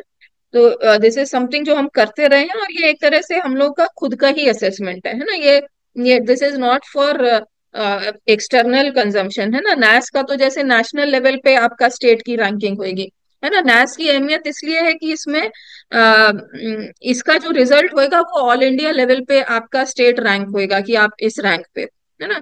तो हमें इसलिए भी वर्क करना है, मेहनत करनी है, क्योंकि हमें स्टेट का रैंक भी बेटर करना है ना। पिछले 2021 की रैंक हमारी बहुत अच्छी नहीं थी, बट आई एम श्योर पिछले 2-3 साल में जितनी मेहनत आप लोगों ने की है डिस्ट्रिक्ट्स पे, स्कूल्स पे, टीचर्स ने, आरपीज, बीएसए, बीओज, एसआरजी, सबने, आई एम श्योर कि इस बार उसको बेटर होना चाहिए। और चूंकि हम लोग 3 साल बाद ये फिर से असेसमेंट हो रहा है, तो हमें भी अपनी 3 साल की मेहनत को हमें पुश करके इस अगले एक महीने में जैसे होता है हर एग्जाम से पहले कि हम रिवीजन करते हैं, हम थोड़ी और मेहनत करते हैं, थोड़ा हम और टाइम देते हैं, है ना, वही चीज हमें करनी है, क्योंकि ये रैंकिंग स्टेट तक ही रिजल्ट नहीं रहेगा, अनलाइक नैट जो है, या जिसको हम सिर्फ स्टेट लेवल पे ही हम अपने असेसमेंट अपने सीखने के लिए करते हैं। नैस इज समथिंग जो नेशनल लेवल पे हमारी साख बनेगी या बिगड़ेगी, है ना। तो उस पे आप लोग प्लीज ध्यान दे लें, अपने क्लासेस 3 और 6 को स्पेशल एफर्ट लगाएं, थोड़ा सा एक्स्ट्रा टाइम देना पड़े, एक्स्ट्रा टाइम दें, प्रिंसिपल्स, टीचर्स सभी थोड़ा सा एक्स्ट्रा एफर्ट एग्जाम से पहले करने में कोई बुराई नहीं है, और करना भी चाहिए। बोर्ड के एग्जाम होते हैं तो बच्चे कितनी मेहनत पहले से करने लगते हैं, इवन एनुअल एग्जाम जब होता है बच्चे कितनी मेहनत करते हैं। So that is the same line, वही हमारा स्ट्रैटेजी रहनी चाहिए कि भाई एग्जाम इस तारीख को है, तो उससे पहले हम कितना ज्यादा पढ़ा सकें, कितना बच्चे को कॉन्सेप्ट क्लियर कर सकें, बच्चों से इस तरह के जैसे बोर्ड के एग्जाम होता है तो हम सैम्पल क्वेश्चंस करते हैं, सैम्पल क्वेश्चन पेपर्स करते हैं, या किसी भी एग्जाम से पहले हम इस तरह के क्वेश्चन पेपर्स जो आते हैं सैम्पल वाले वो करते हैं। तो सिमिलरली हम भी इसमें भी हम ये कर सकते हैं, एंड करना भी चाहिए। तो जो हर सैटरडे हम भेज रहे हैं वो तो हमारी तरफ से, पर अगर आपको लगता है आप बेटर कुछ कर सकते हो वहां पे अपने स्कूल के लेवल पे, वो भी आप कर लें। सो नेट का एग्जाम मोर है कि हम देखने के लिए कि हम कहाँ तक पहुंचे हैं, और इट इज नॉट आपका एग्जाम नहीं है, ये बच्चों का भी एग्जाम नहीं है। बस ये देखना है कि हमारे लर्निंग आउटकम्स क्या हैं, क्या चीजें हैं जो हम अभी भी बच्चों को कम्युनिकेट नहीं कर पा रहे हैं, क्या चीजें हैं अगर पढ़ने में किसी टॉपिक पे बच्चों को इश्यू है ना, साइंस का क्या परफॉर्मेंस है, मैथ्स का क्या परफॉर्मेंस है, लैंग्वेज का क्या परफॉर्मेंस है, ताकि पता लग जाए कि किस चीज में हमें क्या करना है ना। नेट के रिजल्ट से हमें ये पता लगता है कि किन किन चीजों में हम अभी भी पीछे हैं, उसको ट्रेनिंग के द्वारा कैसे सुधारना है, या फिर दीक्षा के वीडियो से सुधार सकते हैं, है ना, उसको बेटर कैसे करना है। मैथ का एक तरह से हमारा इंटरनल एग्जाम है, तो आप उसको उसी तरह लें। और अगेन उसमें बस इसलिए क्योंकि ये आप ही के स्तर तक रहेगा, और डिस्ट्रिक्ट लेवल से हो सकता है लोग लगे, बट इट इज नॉट कि बाहर से कोई आएगा। तो ये आप ही के इंटेग्रिटी पे है कि आप जैसे करना चाहो, है ना, मतलब आप आपको पूरी ईमानदारी से ये एक्सपेक्टेड है कि आप करें, कि बिना ये सोचें कि इसका रिजल्ट का आप पे क्या वो होएगा, है ना। ये आपका असेसमेंट नहीं है, ये असेसमेंट है कि हम बच्चों को जो हम अभी पिछले 3-4 साल से जो पेडागोजी अडॉप्ट किए हैं, जो पढ़ाने का तरीका अडॉप्ट किए हैं, videos plus TLM, learning by doing, या फिर ये जितने बॉक्सेस गए हैं, जादुई पिटारा और साइंस किट्स, मैथ्स किट्स, इनका क्या, is it impacting learning outcome, more और लेस उन लाइंस पे जानना है ना। So it is not anybody's assessment true sense में, है ना। मोर हमें जानना है कि क्या हमें बेटर करना है ना। नहीं तो सबसे आसान है सब लोग वहां पे फर्जी करके आप सब बोल दो कि सब बढ़िया है ना। It is not going to help anybody, ना डिपार्टमेंट का, ना अदरवाइज। नैथ का इंडिपेंडेंट रिजल्ट तो आएगा ही, उसमें पता लग जाएगा कि स्टेट कहाँ पे स्टैंड कर रहा है ना। तो हमें ये भी नहीं, मतलब डेफिनेटली उसको अवॉइड करना चाहिए, क्योंकि नहीं तो फिर और एम्बैरेसिंग होएगा कि आप बोलो कि नैट में तो हमने बहुत अच्छा किया और नैस में हमने मतलब उसका आधा किया है ना। सो नो नो टेस्ट इन तीनों में से जो हो रहे हैं उनमें से किसी को आपको फज करना या गलत काम करना या गेम करना सिस्टम, ये बिल्कुल नहीं वो है। It is not your assessment, it is main of deciding कि स्ट्रेटजी क्या करनी है, कैसे आगे के लिए प्लान करना है, क्या काम नहीं कर रहा है, क्या काम कर रहा है ना, उसको देखने के लिए। तो आप प्लीज उसको पूरी ईमानदारी से करें। लास्ट वाला है आपका निपुण असेसमेंट, है ना। सो ये क्लास 1 और 2 के लिए, और ये स्कूल का डिक्लेरेशन है। क्लास 1 और 2 पे इसलिए जोर है क्योंकि क्लास 1 और 2 अगर ठीक हो जाती है, हम अपने बच्चों को पढ़ना समझना सिखा लेते हैं कि मतलब ऑल हायर क्लासेस इज का जो बेस है वो क्लास 1 और 2 ही है, कि बच्चा पढ़ पाए, पढ़ के समझ पाए, और फिर अगर उस चीज से उससे सवाल पूछे जाएं तो वो बता पाए ना। सो सिंपल सा चीज है कि आप 1 और 2 में आपको लैंग्वेज स्ट्रॉन्ग करनी है, बेसिक अर्थमेटिक स्ट्रॉन्ग करनी है, जिसके ऊपर फिर आगे की क्लासेस बनती हैं, है ना। कई बार होता है, आप लोग भी करते हो शिकायत की क्लास 6 में बच्चे बिना पढ़े आए हैं, है ना, या फिर उनको अभी तक पढ़ना भी नहीं आता या लिखना भी नहीं आता। क्लास 9th में माध्यमिक वाले तो और भी ज्यादा शिकायत करते हैं कि बच्चे बिल्कुल ब्लैंक आते हैं। सो निपुण का मेन एम यही है कि हम वो बेस अपना अच्छा कर लें, ताकि जो उस पे जो नींव पे जो आगे की क्लासेस हैं वो फिर स्मूथली हो पाए। एक बार बच्चा पढ़ना लिखना समझ गया, पढ़ के समझना समझ गया, उसके बाद चीजें काफी आसान हो जाती हैं, है ना। मेन चीज यही है कि आप पढ़ पाओ ठीक से बिना अटके, और फिर समझ पाओ, आपका वोकैबुलरी अच्छा हो, और फिर समझ के आप उसको अपने शब्दों में कह पाओ, उससे अगर कोई प्रश्न पूछे तो आप उसके जवाब दे पाओ। So all learning is reading and comprehension, है ना। तो ये दोनों चीजों पे ही डाइट इसका निपुण का पूरा एम है ना। इसीलिए क्लास 1 और 2 पे इतना जोर है। इसमें जैसे आनंद जी ने बताया कि हम लोग गवर्नमेंट ऑफ इंडिया से भी बहुत माइनर चेंजेस हैं, है ना। एक तरह से देखा जाए तो हम सिर्फ राइटिंग वाला पार्ट है ना, और जिसको इंक्लूड किया गया है, और जो हम लोग पहले कहते थे कि इतने वर्ड्स इतने मिनट में, उसको थोड़ा सा थोड़ा और ओपन एंडेड रख दिया गया है ना। सो अभी भी जो ऐप होएगा वो ये तो देखेगा ही कि बच्चे कितने मिनट बोल रहे हैं, पर उसमें रोकेगा नहीं, या उसको मिनट इतना नहीं बोलने पर उसको गलत नहीं बोलेगा ना। सो आपको जो नए लक्ष्य है, मोर और लेस आप उस पे उससे या उससे ज्यादा ही पढ़ा रहे हो, है ना। इट इज नॉट कि ये पहली बार हम सुन रहे हैं या पहली बार आप जान रहे हैं। जो पहले का लक्ष्य थे और अब जो थोड़े से रिवाइज्ड हैं, वो मोर और लेस उसी तरह से है ना। एक दो चीजें हैं जो एक्स्ट्रा आई हैं, जिसमें मेन मैं कहूंगी कि सिर्फ लिखना वाला पार्ट है। इवन जो कॉइन वाला है और ये जो आकृतियां पहचानना है, वो तो आप अदरवाइज भी भले ही निपुण के नाम पे असेस ना होता हो, पर क्लास में आजकल जो पेडागोजी अडॉप्ट की गई है, जो टीएलएम्स आप लोग बनाते हैं क्लास 1 और 2 के लिए, जो मैंने कई स्कूल्स के विजिट में देखा है, वो मोर और लेस वही है। सभी आपको शेप्स बताते हैं, है ना, कैसे मतलब पैटर्न्स होते हैं, और कलर्स का डिस्क्रिप्शन, ये सभी चीजें तो डायरेक्शन का सेंस, ये सभी मैंने क्लास 1 2 में देखा है कि टीचर्स ने बहुत मेहनत करके टीएलएम के थ्रू, चार्ट्स के थ्रू, है ना, और जो बुक्स यहाँ से जाती हैं उसके थ्रू ये ऑलरेडी बच्चों को कम्युनिकेट किया हुआ है। इट इज जस्ट कि निपुण में हम लोग इसको लिमिटेड 3-3 पॉइंट्स जो है पिछले बार असेस कर रहे थे। अभी भी मोर और लेस, क्योंकि लिखना पढ़ना और मैथ्स यही अभी भी बेस यही है, ना, तो मोर और लेस आपका 80% असेसमेंट उसी पर हो रहा होगा। बस ये है कि बाकी चीजों में से एक दो चीज पूछ लेंगे, अदरवाइज मेन असेसमेंट तो अभी भी वही है। तो आप लोगों को बस एक डिटेल्ड ब्लॉक लेवल पे एआरपीस की, एसआरजीस की, बीओस की रीओरिएंटेशन करा देंगे। मोर और less it is the same thing, आप देखेंगे बहुत आपको डिफरेंस नहीं लगेगा। इस पे वर्क करना है हमें। और इसीलिए निपुण का जो असेसमेंट था वो शिफ्ट किया गया, इसलिए भी कि नैस का भी टेस्ट था।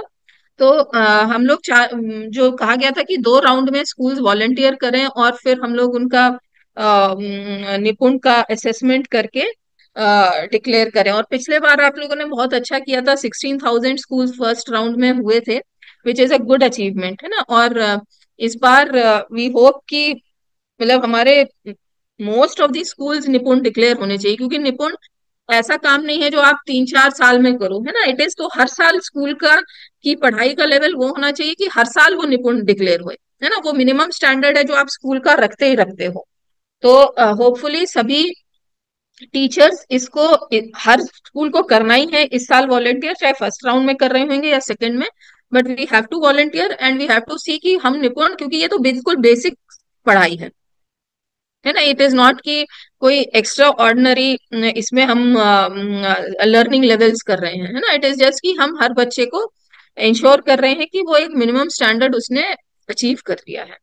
तो इस पे भी आप लोग पहले से ही, ये तो रेगुलरली आप लोग करते हो, ऐप यूज करते हो, ऑन स्पॉट असेसमेंट चलते रहते हैं, तो दिस इज समथिंग आप कर भी रहे हो अदरवाइज भी।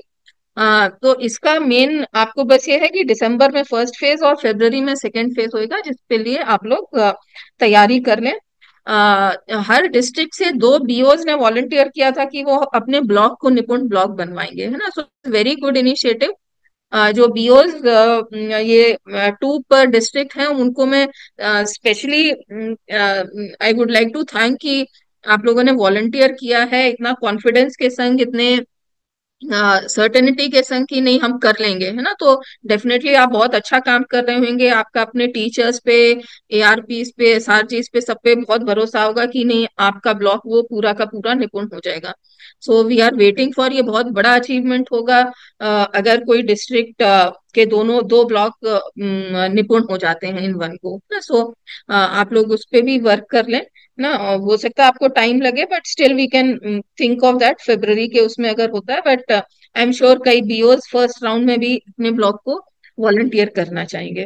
तो दिस इज समथिंग जो हम लोग फॉलो अप कर लेंगे। एंड नैथ में बस एक लास्ट पॉइंट में जोड़ना चाहूंगी कि नैथ्स के टेस्ट में स्टूडेंट अटेंडेंस भी बहुत इंपॉर्टेंट है ना। तो उस दिन आपका बच्चा कोई एब्सेंट ना होए, उसके लिए आपको अभी से उसको रेगुलर की आदत में डालना पड़ेगा, है ना। ये इसके भी उसमें पॉइंट्स होते हैं, या उस पे भी उसका ऑब्जर्वेशन होता है। तो आप लोग प्लीज इंश्योर कर लें कि बच्चे जो हैं रोज स्कूल आ रहे हैं, है ना। For the next 1 month they should get habit में कि आए, स्पेशली बिकॉज अगर स्कूल सेलेक्ट होता है और उस दिन टेस्ट होता है और बच्चा फिर पता ही नहीं उसको, कुछ क्वेश्चंस नहीं पता है, तो अभी तो हमारे पास है टाइम, तो हम उसको रिवीजन करा सकते हैं, कुछ उसको सिखा सकते हैं, कुछ उसके लर्निंग गैप्स हैं तो हम उसको एड्रेस कर सकते हैं। अभी हमारे पास है 20-25 दिन। सो अभी से बच्चों का रेगुलरली स्कूल आना प्लीज इंश्योर कर लें। थोड़ा सा एफर्ट लगेगा, आप पेरेंट टीचर मीटिंग बुला लें चाहे अपने स्तर पे, है ना। एंड चाहे एसएमसी को इन्वॉल्व कर लें, सबको मोटिवेट करें कि इट इज ये इसका इम्पोर्टेंस नेशनल लेवल पे है। और उसका जो पहला स्टेप है कि बच्चे पूरे आ जाएं, उसको हमें रेगुलरली अभी से करना होगा, तभी वो बच्चा उस दिन परफॉर्म करेगा। सिर्फ आप लास्ट दिन बुला लोगे 4 दिसंबर को तो कोई फायदा नहीं, है ना, क्योंकि बच्चा फिर भी अगर नहीं पढ़ा है तो वो फिर भी ब्लैंक होएगा, है ना। अभी 20-25 दिन है, आप रेगुलरली अभी बुलाओगे तो क्लास 3 और 6 में, 3 में स्पेशली इतना कोर्स या वो नहीं होता है। अगर 1 और 2 में रेगुलरली या थोड़ा भी रेगुलरली आया है तो वो क्लास 3 की चीजें कर लेगा, है ना। सो आप इसको देखें कि रेगुलरली बच्चे डेफिनेटली आ रहे हैं। This is all. इस जो जो रिवाइज्ड गाइडलाइंस और जियोस तीनों के बारे में अलग अलग से गए हुए हैं, है ना। सो आप उसको एक बार जरूर बीओस, बीएसएस, एआरपीज, एसआरजीज तो डेफिनेटली पढ़ लें। टीचर्स भी, उनके पास भी एक्सेस होगा, आप लोग भी इसको you can go through, but at BSA BO ARP SRG, तो डेफिनेटली लाइन टू लाइन इसको पढ़ लें क्या क्या लिखा हुआ है। इट इज तीन पैरेलल चीजें हो रही हैं संग संग ऑलमोस्ट, तो उसमें आपको कोई कंफ्यूजन ना रहे, और हम लोग इसको अच्छे से तीनों चीजें करवा लें। Thank you.